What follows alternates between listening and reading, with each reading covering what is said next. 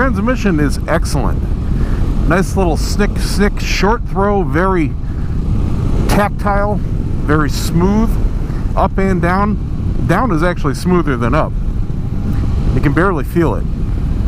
Neutral's easy enough to find. That combined with the very light clutch, two fingers very comfortable. I can almost do it with just my pinky.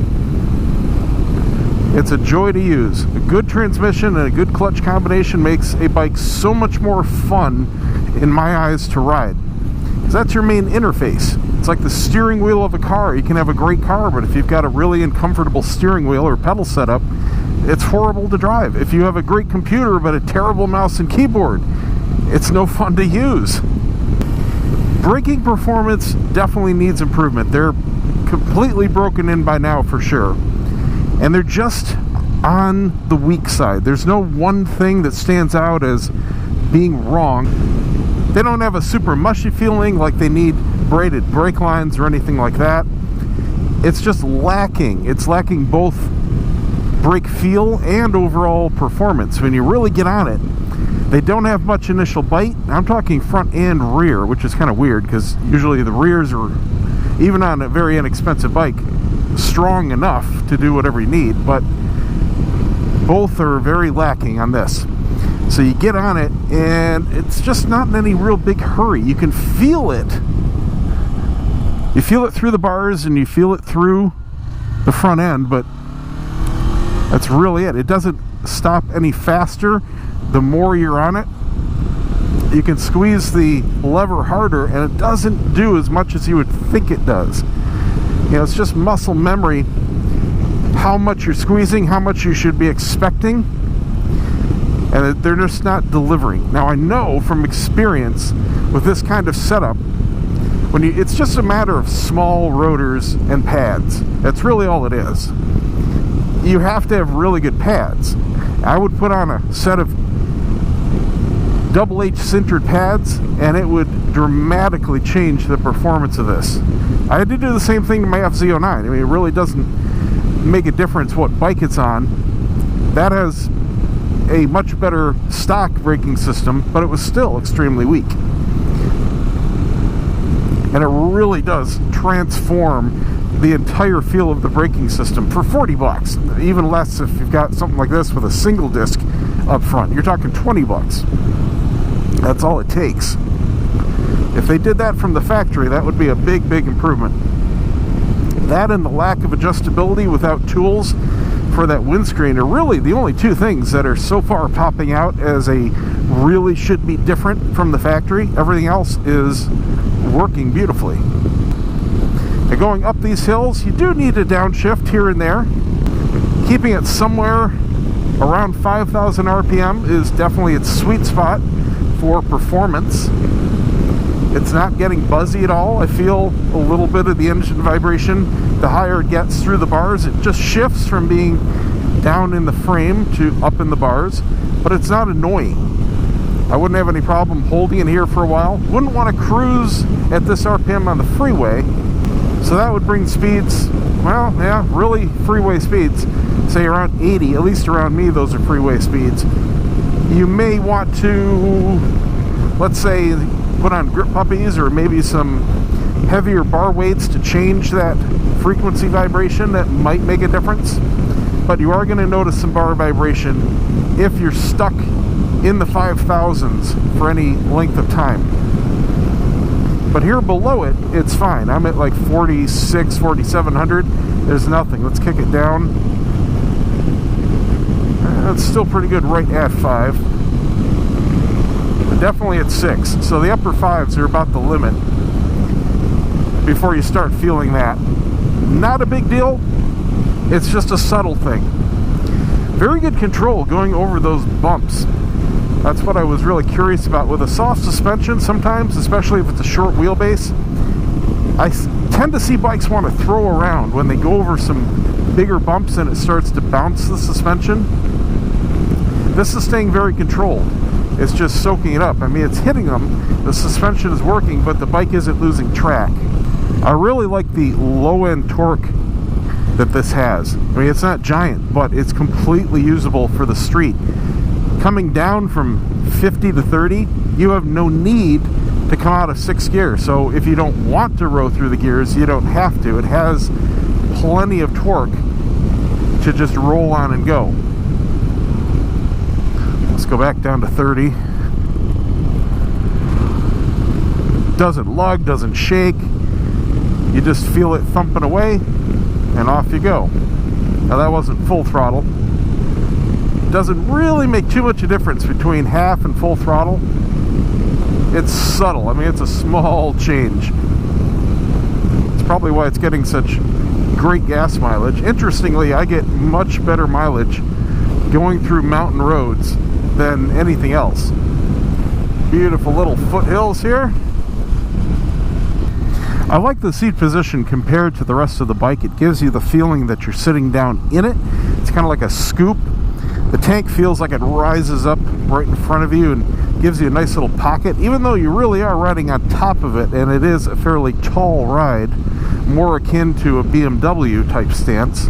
It's a small bike. I mean, you're really sitting close to the front suspension, but because you have the large beak fairing out there, it gives you the illusion that it's a much larger bike.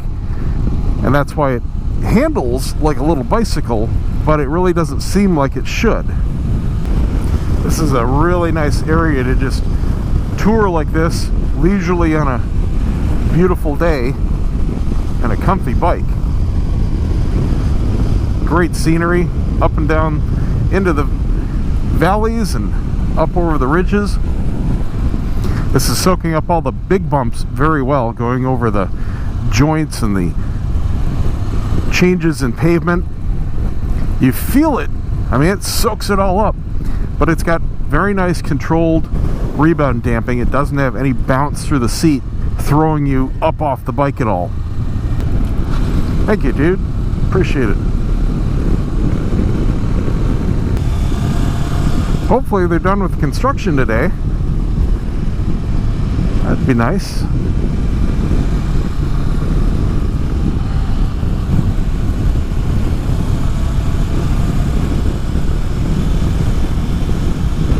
That's interesting. They must maintain the roads here as far as the dirt and gravel and everything, because yesterday when I came through, it was all over the place. A lot of curves. Just had a ton of all the sand and rock and gravel and everything all over the place. It was sketchy as hell.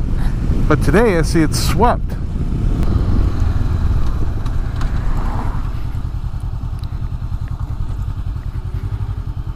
Cool. I'm gonna get the wife a souvenir. I hear Lamborghinis.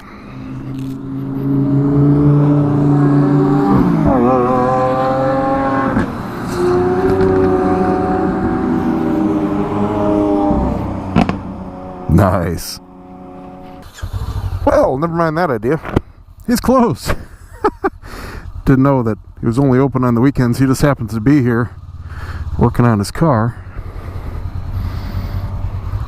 But no shop. Bummer. I guess it makes sense. I would imagine that the weekend riders swarm this area, but it's not much of a tourist destination per se, like Tail of the Dragon, where it's busy every freaking day. So now we're approaching the Snake, probably the most famous stretch in this area, and hopefully they're move on with the construction right through it. Nice lean angle.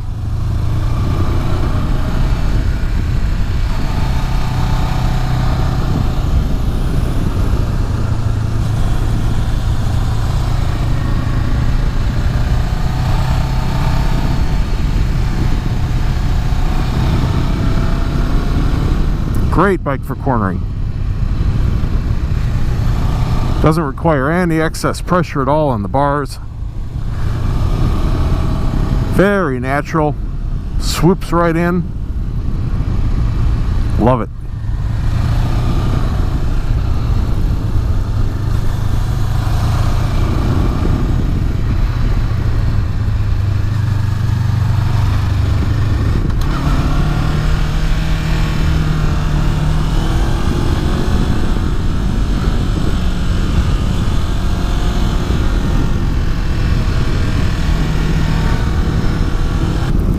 Now I'm of course not taking this bike to its limit.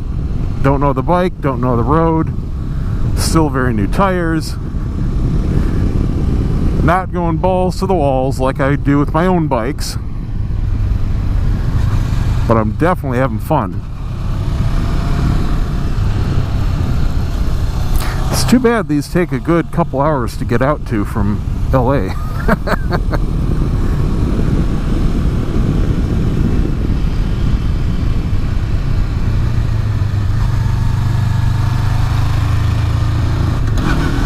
Now you definitely have to row through the gears going through these roads.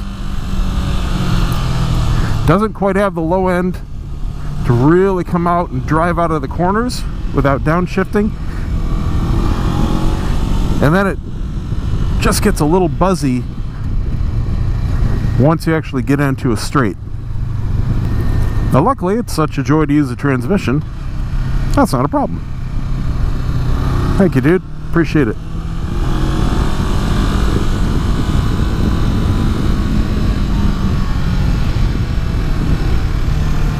It's got average engine braking, not overly strong like a high compression sport bike.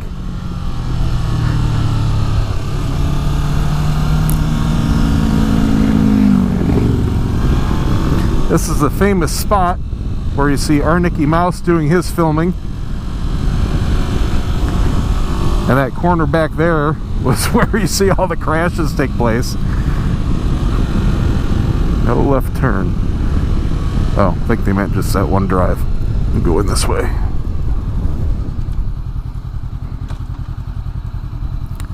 So we'll get a better look at it here.